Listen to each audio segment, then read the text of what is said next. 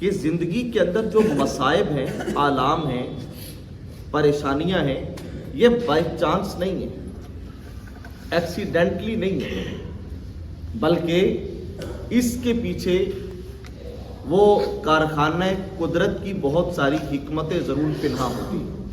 جس طرح کہ اللہ تعالیٰ نے اس آیت کے آغاز میں ارشاد فرمایا وَلَنَبْلُوَنَّكُمْ، ہم ضرور بر ضرور تمہیں آزمائیں گے.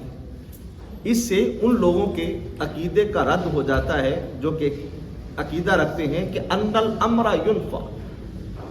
وہ کہتے ہیں کہ کوئی چیز حقیقت میں اللہ تعالیٰ کے اس وقت تک علم میں نہیں ہوتی جب تک کہ وہ واقع نہ ہو جائے، جبکہ اللہ تعالیٰ ہماری زندگی میں آنے والے مصائب، پریشانیوں کا ذکر کرنے سے پہلے بیان فرما رہا ہے کہ والا نبلونکم، ہم تمہیں آزمائیں.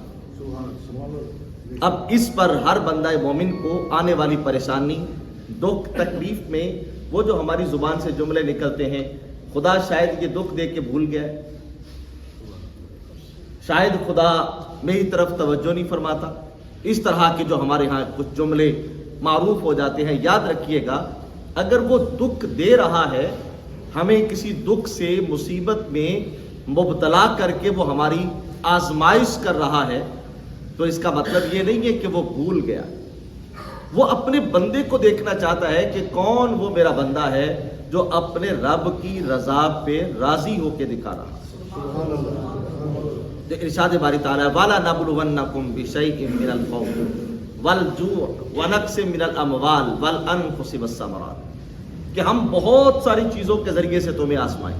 اور یاد رکھیے گا یہاthe پر جب ہم آپس میں ایک دوسرے کو آزماتے ہیں تو معنی ہوتا ہے ہمیں اس کے بارے پتہ نہیں ہے. جب اللہ بندے کو آزمائے تو اس کا معنی یہ نہیں ہے کہ اس کو پتہ نہیں. جب اللہ بندے کو آزمائے تو اس کا معنی یہ ہوتا ہے اللہ بندے کو ظاہر کرنا چاہتا ہے. کہ انسان اپنے تئیں بڑی بڑی باتیں کرتا ہے، میں یہ ہوں، میں یہ ہوں، میں یہ ہوں، تو مالک ایک وہ چھوٹے سے کانٹے کی چبھن سے بندے کو بندے کی اوقات یاد دلا دیتا ہے، تیری اوقات کیا ہے. فرمایا والا نبلونکم، ہم تمہیں آزمائیں گے بہت ساری چیزوں سے. اور پھر اس میں خوف بھی ہو سکتا ہے، اموال کی کمی ہو سکتی ہے، پھلوں کی کمی ہو سکتی ہے، جانوں کی کمی ہو سکتی ہے، نقصان ہو سکتا ہے. فرمایا یہ سب کچھ کیوں دیتے ہیں؟ ہم دیکھنا چاہتے ہیں صبر کرنے والا کون ہے. فرمایا وَبَشِّرِ الصَّابِرِينَ، جو بندہ صبر کرتا ہے اللہ تعالیٰ صبر کرنے والے کو خوشخبری عطا فرماتا ہے. اب یہاں یہ نہیں بتایا گیا کہ یہاں اس کو خوشخبری کس بات کی ہے. دوسرے مقام پہ ارشاد فرمایا خوشخبری یہ ہے انما یوفی الصابرون اجرهم بغیر حساب. فرمایا جو بندہ صبر کرتا ہے اللہ تعالی اس کو اجر بغیر حساب کے عطا کرتا ہے. اس آیت کے ظاہری مصداق میں اترا جائے تو اس کا معنی ہے بہت زیادہ، لیکن بہت بھی زیادہ ہوگا حساب تو ہوگا نا. کوئی چیز جتنی بھی زیادہ ہو اس کا کوئی نہ کوئی حساب تو ہوگا.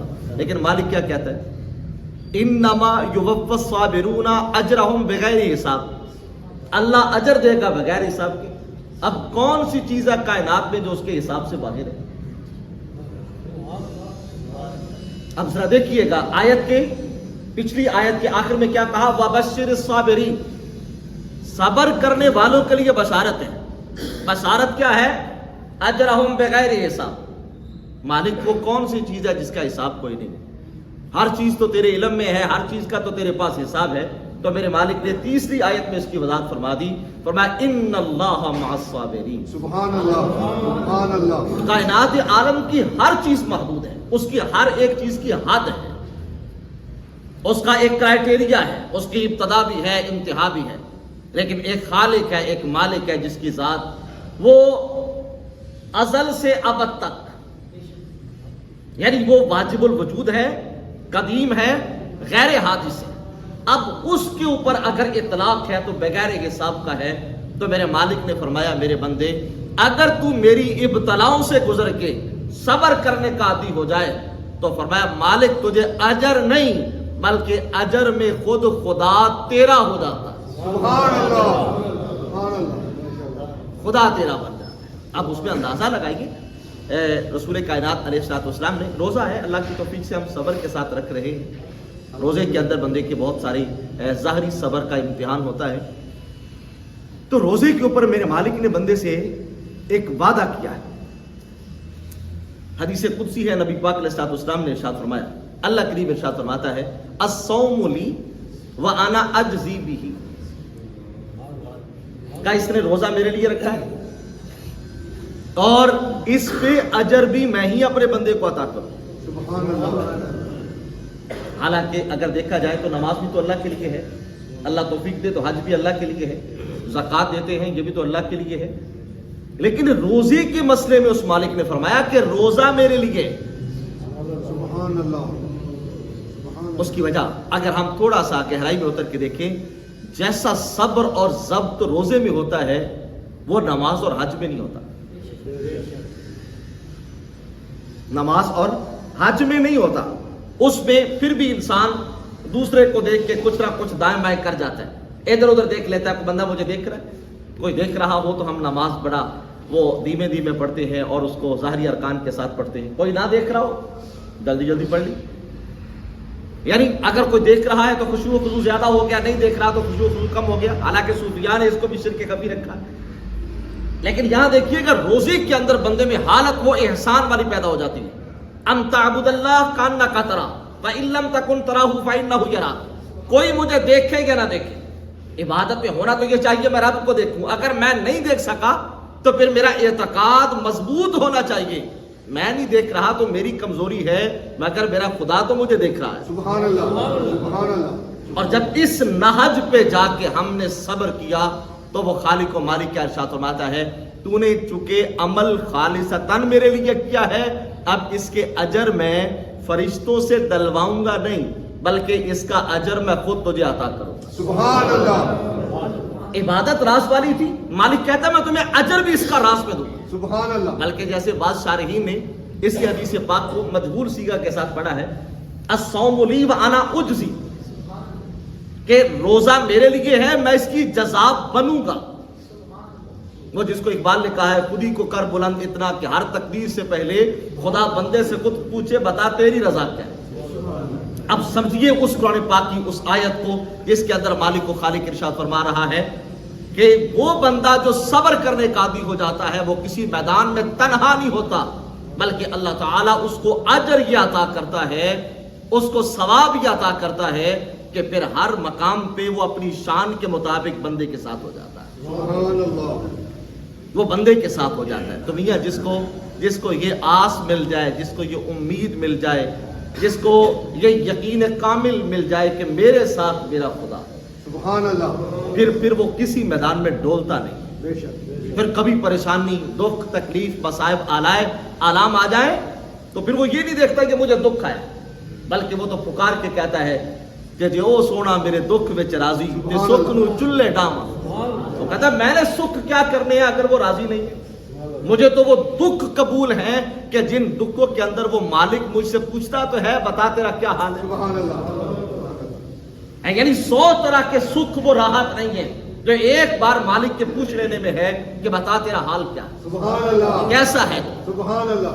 अब ये समझिएगा मेरा मालिक और मेरा खालिक अल्लाह वो जिन लोगों से मोहब्बत करता है उनमें एक बंदा वो है जिसको अल्लाह ताला तौफीक के सब्र अता कर देता है। सुभान अल्लाह। और इस बात को हमेशा याद रखिए, सब्र ये अगर इसका हम ज़ाहरी खद्दोखाल देखें, इसके ज़ाहरी जसामत देखें तो ये अल्लाह ताला की सिफात में से एक सिफ्त है। जिस तरह मैंने पहले मिसाल दी रोजा, बकिया किसी इबादत के ऊपर उसने ये नहीं कहा कि इसका अजर मैं दूंगा या अजर मैं बनूंगा, रोजे पर कहा है। क्यों? इसलिए जब बंदा रोजा रखता है तो अल्लाह की सिफात का मज़हर हो जाता है। रोजा 3 चीजों का नाम है, खाने पीने और अमले ज़ौजियत से बात रहना। अल्लाह तीनों से पाक है, अल्लाह खाता भी नहीं है, पीता भी नहीं है, अमले ज़ौजियत से भी पाक है। जब बंदा अल्लाह की सिफात का मज़हर हुआ तो मेरे रब ने कहा मैं बंदे का हो जाता हूं, मैं बंदे को अजर अता करता हूं।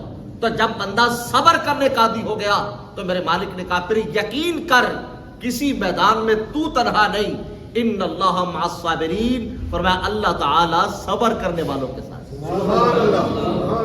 رسول کائنات صلی اللہ علیہ وسلم اور اگر ہم انبیاء اکرام کی زندگیاں پڑھ کے دیکھیں بڑے بڑے مصائب آئے, بڑی بڑی پریشانیاں آئی ہیں, بڑے بڑے ابتلاؤں سے گزارا گیا ہے, مگر انہوں نے ثابت قدمی کا حق ادا کیا.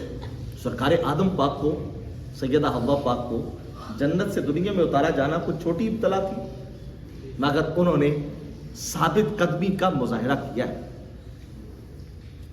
ابراہیم پاک کے لیے کتنی بڑی آزمائش تھی, کتنی بڑی آزمائش تھی کہ نارے نمرود میں ڈالا جانے والا ہے, مگر وہ اس حال میں بھی اگر جبریل بھی آ کے کہیں کوئی حاجت ہے تو وہ کیا کہتے ہیں, تجھ سے نہیں ہے, مجھے حاجت میرے خدا سے. اگر وہ راضی ہے تو میں کون ہوں تو اپنی حاجتیں غیروں کے سامنے بیان کرنے والا. اور پھر دیکھنا کتنی بڑی آزمائش تھی, بیٹے کو لے جا کے بیاب ہو گیا, وادی مکہ میں چھوڑا, ایک بار بھی نہیں پوچھا 80 سال کے بعد ملا ہے اس لیے دیا تھا, انہوں نے جا کے چھوڑ دیا. محبت بڑی, بیٹا بڑا ہو گیا, فرمایا جائیے جا کے ذبح کر دیجیے, اور جا کر یہ سوال کرنا یا بنیا انی اری فی المنام انی اذبحک فانظر ماذا تری. تو پھر دیکھنا جب ادھر صدق ہے تو آگے سے صبر کتنا حسین ہے, کہ یا ابت افعل ما تؤمر ستجدنی ان شاء اللہ من الصابرین.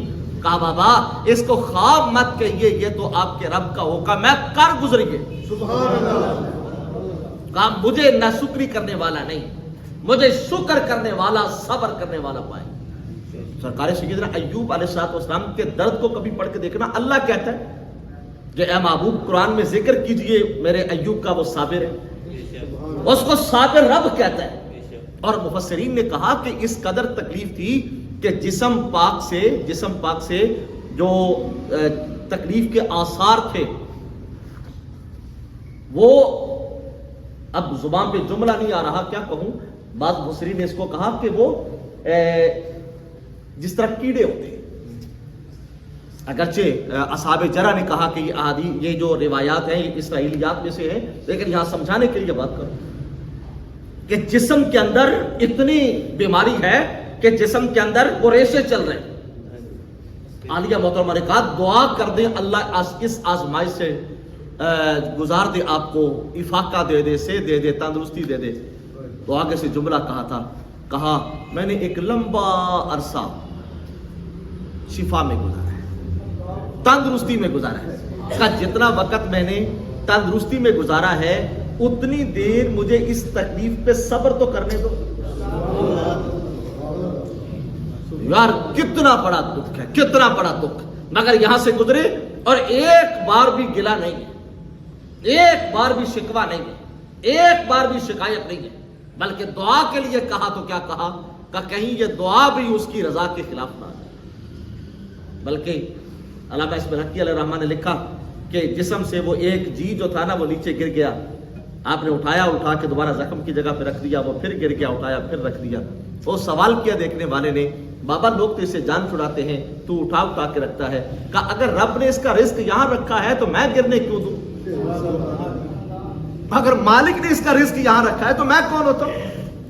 برادر عزیز وقار اصل معاملہ سمجھنے کا ہے کہ اگر وہ مالک, وہ خالق ہم سے صبر کا تقاضا کرے تو پھر بندے کا حق ہے وہاں پر وہ صبر کا کوہ گراں بن کے ثابت ہو, وہاں پر ثابت کرے کہ اللہ کی توفیق سے میں صبر والا ہوں.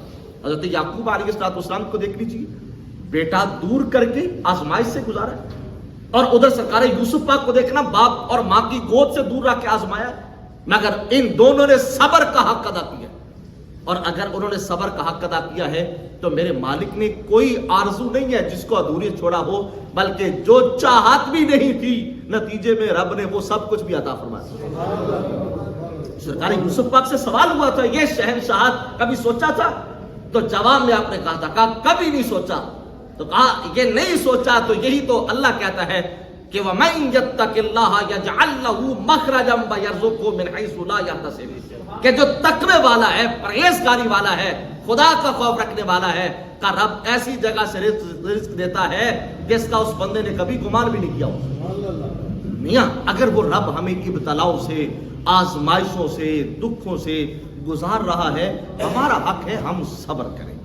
اگر ہم صبر کے عادی ہو جائیں گے, وہ خالق و مالک وہ تو ہمارے ساتھ وعدہ کرتا ہے, تو تنہا نہیں ہے, ان اللہ مع الصابرین, اللہ تعالیٰ صبر کرنے والوں کے ساتھ. اور رسول کریم علیہ السلام کی مبارک زندگی پڑھ کے دیکھ لیجئے کتنے بڑے بڑے صبر ہیں.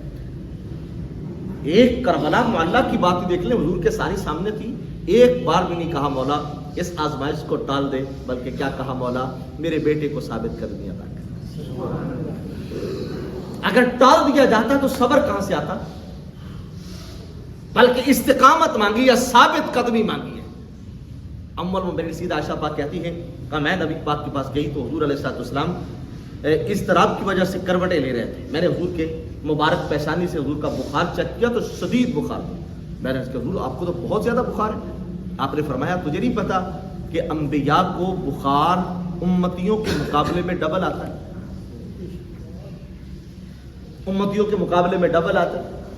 ابن حجر اسقلانی اس حدیث پاک کی شرح میں بیان کرتے ہیں کہ ڈبل کیوں آتا ہے, اس لیے کہ نبی کے لیے اجر ڈبل ہوتا ہے. سبحان اللہ. جب نبی کے لیے ڈبل اجر ہے تو اس کا مطلب ہے ان کے لیے آزمائش اور ابتلاء بھی ڈبل ہے. اور یہ بھی بخاری و مسلم کی حدیث پاک کا پوچھا کہ یا نبی اللہ سب سے زیادہ آزمائش کن پہ ہوتی ہے, آپ نے فرمایا اللہ کے نبیوں پہ ہوتی ہے. اور پھر میرے آقا نے فرمایا کہ ایک نبی میرے سامنے ہیں کہ جن کا اتنا لہو تھا کہ وہ یوں کر کے اپنا لہو صاف کرتے ہوئے جا رہے تھے, قوم نے جو پتھر مارے تھے. اور پھر انہوں نے یہ بات کہی تھی, کہا مولا اس میری قوم کو ہدایت دے دے, یہ مجھے نہیں جانتے, تو نے مجھے مقام کیا تھا. سبحان اللہ, سبحان اللہ. بے شک, بے شک. آج ہمیں تھوڑی سی تکلیف آ جائے, تھوڑی سی پریشانی آ جائے, جناب والا ہم اپنے خالق سے گلا, اس مالک کے حبیب سے گلا اور اس کے بندوں پہ شکوے شکایت, اس کے سوا بات ہی کوئی نہیں. رسول کائنات صلی اللہ علیہ وسلم کے یار سرکار اس کی تصدیق پاک جب بیمار ہو گئے, شدید علیل تھے, تو اصحاب تیمارداری کے لیے گئے اور جا کر پوچھا کہ اگر آپ کی اجازت ہو تو طبیب کو بلائیں وہ دیکھ جائے. اور میں دیکھ لیا ہے طبیب نے. کہا جی طبیب کو بلائیں وہ چیک اپ کر جائے اور تشخیص کرے. کہا دیکھ لیا ہے طبیب نے. آپ نے پوچھا, وہ چونکہ اصحاب پاک نے سمجھا کہ شاید گزاری طبیب چیک کر گیا. کہا اس نے کیا تشخیص کی ہے؟ کہا اس نے کہا انی فعال لما یرید. وہ جس نے مجھے چیک کیا نا اس نے کہا ہے کہ میں وہی کرتا ہوں جو میرا ارادہ ہوتا ہے, کہا بس اسی کے ارادے کا انتظار. سبحان اللہ. سرکار ابو درداء رضی اللہ تعالیٰ عنہ بیمار تھے, اصحاب پاک تیمارداری کے لیے گیا اور جا کر پوچھا سناؤ کیا حال ہے؟ اللہ کا شکر ہے. کہا درد کہاں محسوس کرتے ہو؟ درد کس چیز کا محسوس کرتے ہو؟ کہا گناہوں کا. درد کس چیز کا محسوس کرتے ہو؟ کہا گناہوں کا. کہا طلب ہے, کوئی خواہش ہے, چاہت ہے, لا دیں ہم آپ کو. کہا جنت کی چاہت ہے. سبحان اللہ. جنت کی خواہش ہے. کہا سناؤ پھر اگر تکلیف محسوس کرتے ہیں تو ڈاکٹر کو طبیب کو بلا کے لے کے آئیں. فرمایا یہاں طبیب نے تو لٹایا, طبیب نے ہی تو لٹایا. یعنی یہ ہے بندہ مومن کہ جب کبھی ابتلا آ جائے, آزمائش آ جائے, کبھی اس کو دکھ آ جائے, تکلیف آ جائے, تو اس کا حق ہے یہ صبر کرے. اور صبر کرنے والے کا حق میرا رب کبھی ضائع نہیں کرتا, بلکہ فرمایا انما یوفی الصابرون اجرهم بغیر حساب. حضرت زید بن ارقم رضی اللہ تعالی عنہ نبی پاک صلی اللہ علیہ وسلم کے یہ پیارے صحابی تھے, بیمار ہو گئے, نبی پاک چلے گئے تیمارداری کے لیے. حضور علیہ السلام آپ کی عادت نہیں بات, آپ صاحب کی تیمارداری کے لیے جاتے تھے, لیکن آج تو شاید ہم یہ سنت مفقود کر گئے کسی کی تیمارداری کے لیے جانا. آج ہمارے وہاں تو رواج ہی نہیں. اپنی زندگی کی عادت بنائیے, تیمارداری کے لیے جائیے. اور پھر حضور تشریف لے گئے تیمارداری کے لیے. تیمارداری کرنے کے بعد حضور صلی اللہ علیہ وسلم نے پوچھا سناؤ کیا حال ہے؟ حضور اللہ کا شکر ہے, دعا فرما دے, اللہ شفا دے دے. شفا کی دعا کرتے. آپ نے فرمایا اللہ تجھے شفا دے دے گا تو بے فکر ہو جا, تو میرے جان تو پہلے جانا بھی کوئی. اب تجھے موت میرے بعد آئے گی, لیکن ہوگا کیا, میرے چلے جانے کے بعد تو نابینا ہو جائے گا.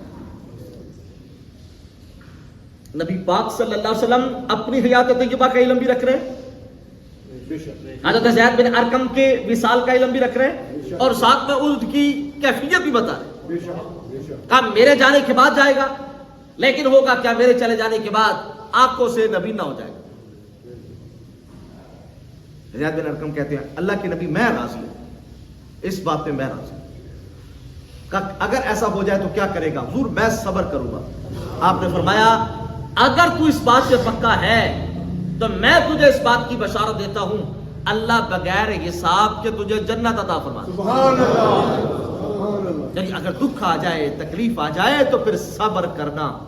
اور زید بن ارقم رضی اللہ تعالیٰ عنہ جب بیمار ہو گئے تھے اور پھر آنکھوں کی بینائی چلی گئی تھی، ان کے ظاہری مثال کے بعد صحابہ پاک آ گئے، آ کر اظہار تعصب کیا کہ آپ کی بینائی چلی گئی. کہا تم اظہار افسوس کرتے ہو اور میں نظارہ کر رہا ہوں جس کا نبی نے میرے ساتھ وعدہ کیا. سبحان اللہ. میرے سامنے وہ جنت ہے. اب یہ ہے اعتقاد کامل کہ میرا خدا وہ جس بات کا مجھ سے وعدہ کرتا ہے ہو نہیں سکتا کبھی اس کا رد ہو جائے، کبھی اس کا خلاف ہو جائے. بے شک بے شک بے شک. رسول کریم صلی اللہ علیہ وسلم کے محبوب ترین صحابی تھے عروہ بن زبیر رضی اللہ تعالیٰ عنہ.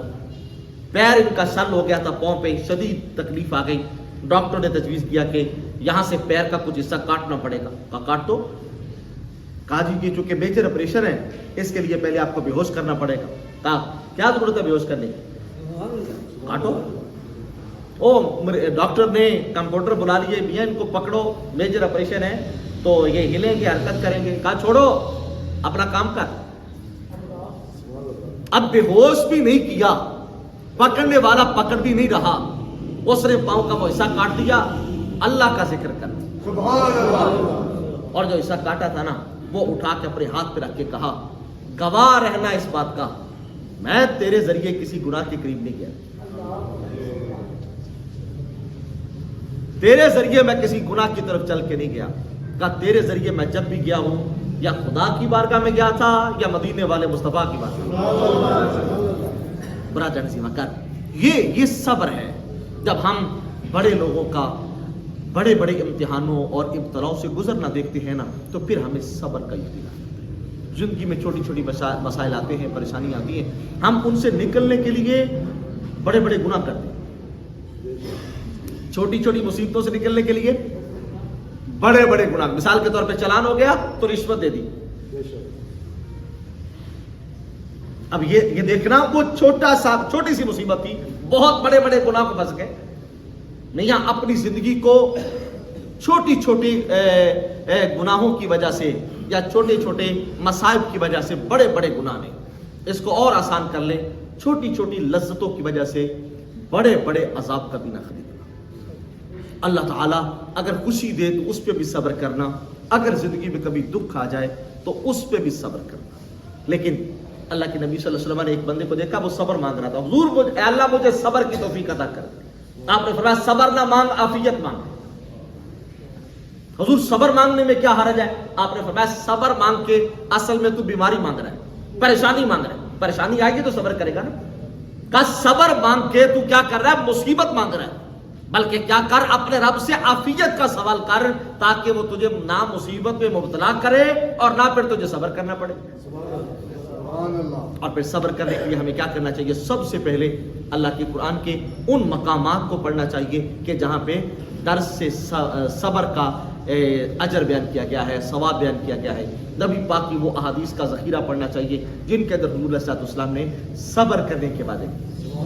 اگر آپ کا ذوق اجازت دے تو ایک حدیث پاک پڑھ لو، جلدی سے پڑھ لیتے ہیں، آج وقت زیادہ ہو گیا. نبی پاک علیہ الصلوۃ والسلام نے ارشاد فرمایا، حضور علیہ الصلوۃ والسلام نے ارشاد فرمایا وہ بندہ جو دین میں اپنے سے اوپر والے کو دیکھے، دنیا میں اپنے سے نیچے والے کو دیکھے، پھر اللہ کا شکر ادا کرے. فرمایا وہ اللہ کے ہاں صابر ہے. وہ اللہ کے ہاں صابر. دین میں اپنے سے اوپر والے کو اور دنیا میں اپنے سے نیچے والے، اور نیچے والے کو دیکھ کے کیا کرے؟ اللہ کا شکر. بولا تیرا شکر. سبحان اللہ. وہ شیخ سعدی علیہ رحمہ کی مسجد سے جوتا چوری ہو گیا تھا نا، تو وہ جا رہے تھے، وہ گلا آ گیا زبان پہ، مسیتے گیا سی جتی چپ ہو گئی تھی. اگے ویکھیا تے بیکاری بیٹھا تو لاتی کوئی نہیں سی. واپس آ گیا مالک کی بارگاہ میں سر جھکا کے کہا مولا تیرا شکر ہے، جوتے کے بغیر رکھا ہے، پاؤں تو ہے. سبحان اللہ. بے شک اللہ. تو اپنے سے نیچے والے کو دیکھ کے اپنے جو مالک نے ہمیں دیا ہے نا اس پہ اپنے رب کا شکر ادا کرے. اور میرے آقا نے فرمایا جو بندہ علم میں اپنے سے اوپر والے کو، رزق میں اپنے سے نیچے والے کو دیکھ کے شکر ادا کرے، اور میں اللہ کے ہاں یہ بندہ شاکر بھی ہوتا ہے، صابر بھی ہوتا ہے. میرے آقا نے فرمایا جو بندہ علم میں اپنے سے نیچے والے کو، رزق میں اپنے سے اوپر والے کو دیکھ کے افسوس کرے، فرمایا وہ اللہ کے ہاں साबिर भी नहीं है, शाकिर भी नहीं। कोशिश करें अहादीस से तैयबा का सब्र के मुताल्लिक जो लिटरेचर है हम उसको खुद पढ़ें और अपने बच्चों को घर के अंदर बिठा के हम ये लिटरेचर पढ़ाएं। और सिर्फ यहीं तक नहीं बल्कि अंबिया इकराम की वो हिस्ट्री जिसका मैंने खुलासा आपके सामने अर्ज किया कि कैसे कैसे वो लोग थे जो बड़ी बड़ी इब्तलाओं में बड़ी बड़ी आजमाइशों में आके भी वो सब्र करने वाले थे। इसको रखें, फिर इसका फ़ायदा क्या होता है, बंदे को हौसला हो जाता है, हिम्मत हो जाती है। और अगर कभी तकलीफ आ जाए तो गिला ना कीजिए, शिकवा ना कीजिए, शिकायत न कीजिए। आह वाह करने से बीमारी कम नहीं हो जाती, जिक्र करने से सवाब ज़्यादा हो जाता है। ये अभी जोर का टाइम खत्म हो गया, असर का करीब करीब आ रहा है, तो जनाब वाला कई आ जाएंगे गिला करने के लिए। आज तो बहुत ही नब्बानी हो गया। फिर वो मौलवी साहब ने भी दस रहा है, मौलवी ने काम नहीं करो, रोजा ही पहले खुला दिया करो मौलवी साहब जो और कुछ नहीं कर सकते। यार वो इबादत से हमें गुजार के हमें प्रैक्टिकल की दुनिया के अंदर वो हमें एक दिलासा दे रहा है, और तू कमजोर नहीं है, बड़ा ताकतवर है। रब कहे तू तो हलाल भी छोड़ सकता है, रब कहे तो जिस रब के कहने पे हलाल छोड़ सकता है तो फिर हौसला करना, उस रब के कहने पे हराम भी छोड़ दे, उस रब के कहने पे हराम भी छोड़ दे। तो ये क्या वो हौसला पैदा करता है, वो हिम्मत पैदा करता है। वो हौसला बढ़ाइए अपना भी, अपने बच्चों का भी, आइज़ करीबा का भी। यही बजाय इसकी काम क्या, रोजा रख के तू भी माड़ा हो गया तो मेरे भी हालात कोई, कपड़े मेरे भी खुले हो गए, ये नहीं बल्कि कहे यार आज ज्यादा रोजे रखे आप एक्टिव नहीं हो गए, चबे बोले हो गए ज्यादा आप रोजे रखने लगे। यानी ये ना क्या कि मैं मुंह तरह सोख गया रोजे रख के, आज मैं मामा ने उनका चल जाती का दो रोजे छाड़ ला, जुम्मे दिन रख लेंगे, ये नहीं बल्कि क्या अल्लाह फरमाता है, अल्लाह के नबी फरमाता है सूमू तसहू, रोजा रखो तंदुरुस्त हो जाओ। तो दूसरे की तारीफ करो, यार जब रोजे रखने लगे ना तेरे बुल्ला के लाली आ गई, सुभान अल्लाह, आज चेहरा सुर्ख हो गया, तेज तुरंत लग पे। अपने आप को एक्टिव महसूस करें ताकि पता चले कि अल्लाह की ताबेदारी, नबी की वफादारी ये बंदे को कमजोर नहीं बल्कि बंदे को तंदुरुस्त और तवाना बनाती है। अल्लाह अमल की तौफीक दे। वाखिर दावाना अल्हम्दुलिल्लाहि रब्बिल आलमीन। अल्लाहुम्मा सल्लि अला सय्यिदिना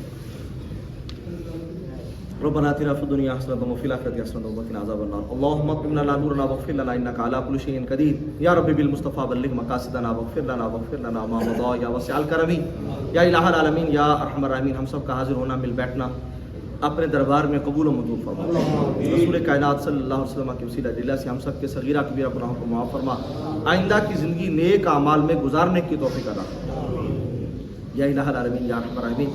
दुखों को सुखों में बदल दे, परेशानियों को आसानियों में तब्दील फरमा दे, दूरियों को कुर्बतों में तब्दील कर दे, ऐ अल्लाह नफरतों को मोहब्बतों में बदल दे या इलाहुल आलमीन। जो बेरोजगार है इज्जत वाला हलाल रोजगार अदा कर, जो कर्जदार है मौला कर्ज की अदायगी के इज्जत वाले असबाब पैदा फरमा या इलाहुल आलमीन। हमारे घरों को खुशियों, अमन, तंदुरुस्ती के गहवारे बना दे, इत्तिफाक को इत्तिहाद अता कर दे, मोहब्बत और यगानत अता कर दे या इलाहुल आलमीन या अरहमर राहिमीन।